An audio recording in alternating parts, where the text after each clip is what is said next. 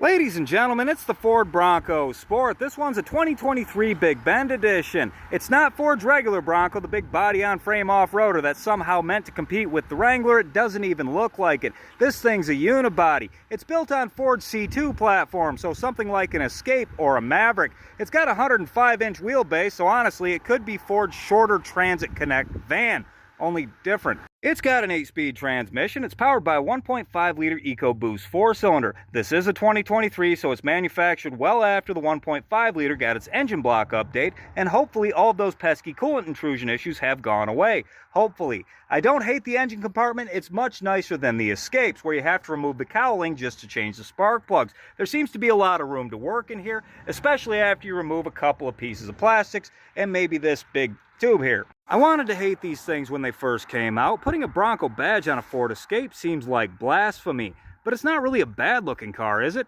And being truly honest with myself, there's not really many better vehicles than this one in its class, except for maybe the RAV4. But at that price, I would probably rather have this. I mean, they are both dumb little rattly overpriced cars that seem to fall apart faster than they should. This one just seems to be a little less overpriced. I don't hate the interior that this trim level offers. I'd like it a lot more if it didn't have these cheesy graphics on this massive screen that protrudes above the dashboard for no better reason than I can see than to have this little cubby down here that absolutely nobody's ever going to use, ever. But the rest of the interior doesn't seem that bad, I guess. This is kind of cheesy right here. Goat modes. Let's see what the goat modes are. I'm going to turn this little knob here. Normal, eco, sport. I don't know how sporty this little car could be, but it's got it. Slippery, so you start out in second gear. And sand.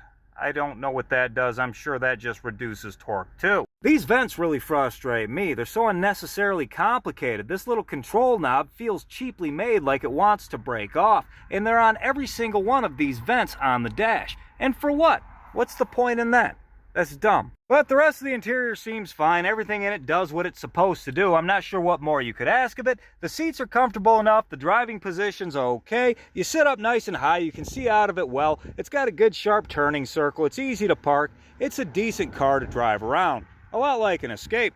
It's got 7.8 inches of clearance, 8.8 if you have Ford fitted with their off-road tires. That's just enough clearance to drive on some back roads, do some light trail riding, maybe some very minor off-roading. Anything more and you'll definitely damage this vehicle. It does have roof racks, but whatever you're doing, you won't be doing with a canoe on the roof because of this stupid antenna right in the middle.